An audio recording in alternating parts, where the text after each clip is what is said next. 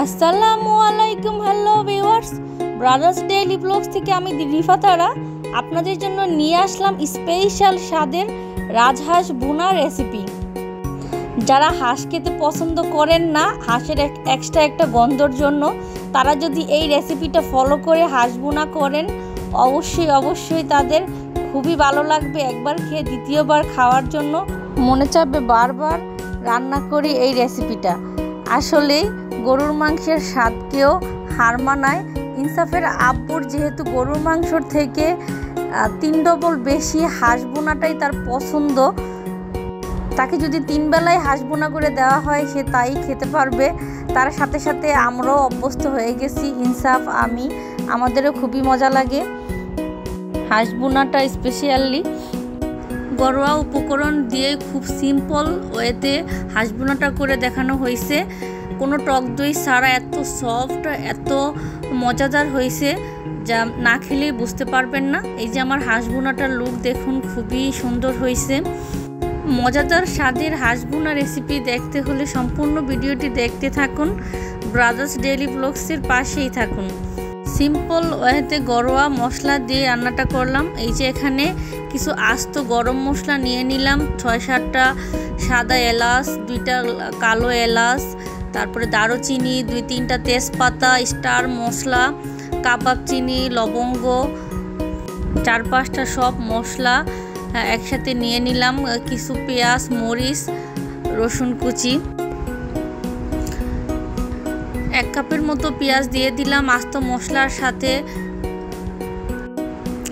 কিছুক্ষণ তেলের মধ্যে ভেজে একটু হালকা কালার চেঞ্জ আসার পরেই বাটা মশলাগুলো অ্যাড করে দিব। বাটা মশলা প্লাস গুঁড়ো মশলাও ছিল। পরিমাণ মতো লবণ দিয়ে দিলাম 1.5 চামচের মতো। এখানে 2.5 টেবিল চামচ আদা রসুন বাটা অ্যাড করে দিলাম। আমার চামচটা যেহেতু একটু বড় সাইজের, যাদের চামচের সাইজ একটু ছোট, 4 চামচের সাইজ, তারা 4 চামচ দিবেন। আর এইখানে আমি পেঁয়াজ প্লাস কাঁচামরিচ পেস্ট করে রাখছিলাম, সেইখান থেকেই 1 চামচ দিয়ে দিলাম। পেঁয়াজের পেস্টটা পরিমাণ মতোই দিবেন, নইলে কিন্তু মিষ্টি ভাব এসে পড়বে পরিমাণে বেশি পড়ে গেলে। আর এইখানে জিরা বেটে রাখছিলাম, সেই জিরা বাটা থেকেই 1.5 চামচ জিরা দিয়ে দিলাম। জিরা বাটাটা একটু বেশি পরিমাণ দিলেই ভালো হয়, হাঁস ভুনার একটা এক্সট্রা গন্ধটা একটু কম লাগে মনে হয়। এক এক করে সব মশলা অ্যাড করে দিতেছি। এখানে 1.5 চামচ মরিচের গুঁড়া অ্যাড করে দিলাম। মরিচের গুঁড়াটা একটু কমই দিছি, 2 চামচ দিলে সবচেয়ে ভালো হয়। যেহেতু আমার বাসায় বেবি আছে সেজন্য একটু কম দিলাম, আধা চামচ। এখানে 1 চামচ হলুদের গুঁড়াও অ্যাড করে দিলাম। আর এখানে জয়ফল জয়ত্রী বেটে রাখা হয়েছিল, সেখান থেকে আমি 1 চামচ অ্যাড করে দিলাম। জয়ফল জয়ত্রী বাটাটা অবশ্যই দেওয়ার জন্য চেষ্টা করবেন।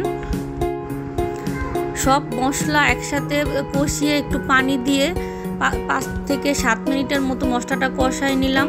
আর একটু পানি অ্যাড করে দিলাম। আমি 2 স্টেপে পানি দিছি। প্রথমে অল্প একটু পানি দিয়ে মশলাটা সব মশলা অ্যাড করছি, তারপরে আর একটু পানি দিয়ে সব মশলাগুলো ভালোভাবে কষিয়ে নিব। এই যে এইখানে একটা রাজহাঁসের প্রায় বেশি অর্ধেকের মতো নেওয়া হয়েছে, 1.5 কেজির থেকেও একটু বেশি হবে আনুমানিক, যেহেতু মেপে রান্না করা হয়নি, আন্দাজ মতোই নিলাম। সব মশলা একসাথে ভালোভাবে কষিয়ে হাঁসটা আমি অ্যাড করে দিলাম। আসলে হাঁস রান্নার আসল মজাটাই কষানোর মধ্যে। যত বেশি কষাবেন, সময় নিয়ে ধৈর্য ধরে, রান্নার স্বাদটাও দ্বিগুণ হবে। ভালোভাবে নাড়াচাড়া দিয়ে মশলার সাথে হাঁসটা আমি অ্যাড করে দিলাম। কিছুক্ষণ নাড়াচাড়া দিয়ে মশলাটা ভালোভাবে গায়ে লাগার আগ পর্যন্ত নাড়াচাড়া দেওয়া লাগে। তারপর ঢাকনা দিয়ে ঢেকে দেব 15 থেকে 20 মিনিটের মতো। এই ফাঁকে আমি পাশের চুলায় আরেকটি প্যান বসিয়ে দিলাম ভাজিটা রান্না করার জন্য। আজকে দুপুরের এই আইটেমগুলাই ছিল, ভাজি প্লাস লাউ দিয়ে ডাল আর হাঁস ভুনা। এই যে এখানে বরবটি আর আলু মিক্স করে ভাজির জন্য নিয়ে নিছি। পরিমাণ মতো তেল দিয়ে দিলাম, মরিচ, পেঁয়াজ আর কাঁচামরিচ অ্যাড করে দিলাম। হালকা একটু ভাজা হওয়ার পর সাথে কয়েকটা চিংড়ি মাছও অ্যাড করে দিলাম। চিংড়ি মাছটা দিলে ভাজির স্বাদটা একটু বেশি আসে।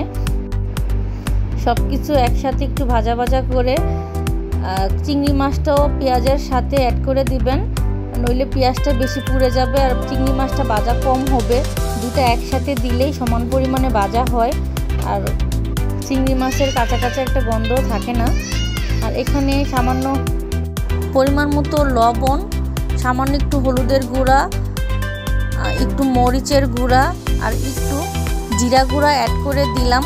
যেহেতু ভাজি সেজন্য হালকা মশলাই দিয়ে রান্না করা সবচেয়ে ভালো। সব মশলা একসাথে অ্যাড করে ভালোভাবে কষিয়ে এর মধ্যে ভাজিটা ছেড়ে দেওয়া হবে। ভাজিটা আগেই কেটে ধুয়ে রাখা হয়েছে। মশলার মধ্যে যে পানিটা অ্যাড করা হয়েছে সে পানিটা শুকানোর আগ পর্যন্ত ভালোভাবে কষিয়ে নেব। তারপর এর মধ্যে কিছুক্ষণ পর ভাজিটা অ্যাড করে দিব। এই ফাঁকে আমি একটু পাশের চুলায় হাঁস বোনাটা একটু দেখে আসি। তো পাশের চুলায় হাঁস বোনাটা আমি একটু দেখে আসি। 15 থেকে 20 মিনিট পর হাঁসের মধ্যে এই তো পানি উঠছে অনেক। আমি কোনো এক্সট্রা পানি এখানে অ্যাড করি নেই, মাংসের গায়ের থেকে পানি উঠছে। এই পানিটা দিয়েই খানিকখানি কষিয়ে নেব প্রায় আধা ঘন্টার মতো মিডিয়াম আঁচে। হাঁস রান্নার মধ্যে সবচেয়ে সিক্রেট রেসিপি এটাই, মানে খুব সময় ধরে ভালোভাবে হাঁসটা কষাতে হবে, তাইলে হাঁসের মধ্যে তেমন একটা গন্ধ পাওয়া যায় না। আর এখানে আমার ভাজির মশলাটা কষানো শেষ, ভাজিটা অ্যাড করে দিলাম। 5 থেকে 7 মিনিটের মধ্যে কষিয়ে ভাজিটা সামান্য একটু পানি দিয়ে ঢেকে দিব।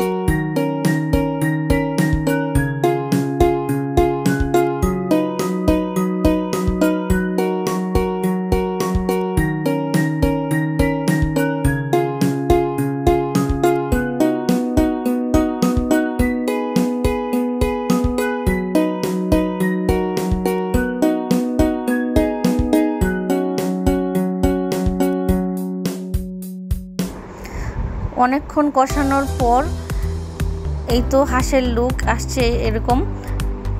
একটু পরে আমি গরম পানি অ্যাড করে দেব। চেষ্টা করবেন গরম পানিটা দেওয়ার জন্য। যে কোনো তরকারিতে গরম পানি দিলে খাবারের স্বাদটা দ্বিগুণ হয়। আসলে আমার কাছে খুবই ভালো লাগে, সিদ্ধ হয় ভালোভাবে, পারফেক্টলি কালারটা খুব সুন্দর আসে।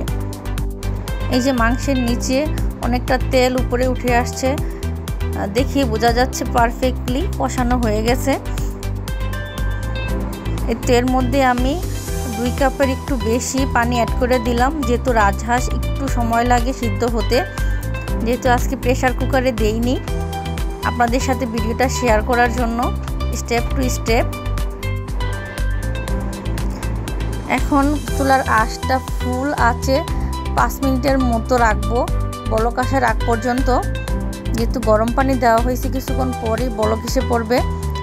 আর এখানে আমার ভাজিটা প্রায় পারফেক্টলি রান্না হয়ে গেছে।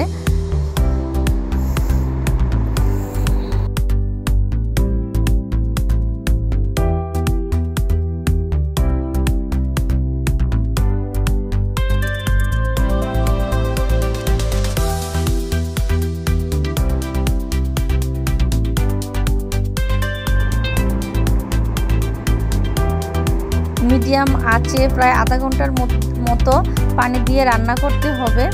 এই তো পানিটা আমার গায়ে গায়ে চলে আসছে, প্রায় রান্নার শেষের দিকে। দেখতে বোঝা যাচ্ছে কতটা সফট, মজাদার লোভনীয় স্বাদের হাঁস বোনা হয়েছে। সময় নিয়ে সম্পূর্ণ রেসিপিটি ফলো করে স্টেপ টু স্টেপ রান্না করলে আশা করি আপনাদেরও সেম হবে। যারা হাঁস লাভার তারা অবশ্যই এই রেসিপিটি ফলো করে রান্না করে দেখবেন কেমন হয়েছে, আর আমার কমেন্টস বক্সে অবশ্যই জানাবেন। অলমোস্ট আমার রান্না শেষ। এখন কিছুক্ষণের মধ্যে আমি সার্ভ করব। যেহেতু গরম গরম হাঁস বোনা খাওয়ার মজাই আলাদা। ইনসাফের আব্বু তো ওয়েট করতেছে। আর আমরা সব সময় হাঁস বা গরুর মাংস তেহারি রান্না করলে সেনি দিয়েই খাওয়ার চেষ্টা করি। ইনসাফের আব্বু হজ থেকে আসার পর এই পদ্ধতিটা সবসময় ফলো করি। আসলেই এটার খাওয়ার স্বাদই আলাদা। ইনসাফ তো সবচেয়ে বেশি খুশি হয় একসাথে সেনি দিয়ে খেতে বসলে। তার সবসময় বায়না থাকে, আম্মু মাংস রান্না করছো, তাইলে সেনি দিয়ে চলো সবাই একসাথে খাওয়া দাওয়া করি। এই তো আমরা এখন কিছুক্ষণের মধ্যে খাওয়া দাওয়া করব। সম্পূর্ণ ভিডিওটি যারা যারা দেখছেন তাদেরকে অসংখ্য ধন্যবাদ। আর ভিডিওর মধ্যে কোনো ভুল ত্রুটি হয়ে থাকলে ক্ষমার দৃষ্টিতে দেখবেন। মানুষ মাত্রই ভুল, সবসময় সবটা সবাই জানেও না, আস্তে আস্তে শেখা হয়। আর এই তো আমার বাবার তৃপ্তি সহকারে খাওয়া দেখে আমারও খুব ভালো লাগতেছে। কিছুক্ষণ বাবারে খাওয়াই দিতেছে, কিছুক্ষণ মারে খাওয়াই দিতেছে, ভাইয়ারে খাওয়াই দিতেছে। মহান আল্লাহ তাআলার কাছে সবসময় প্রার্থনা করি সবসময় যাতে তারা ভালো থাকে, সুস্থ থাকে।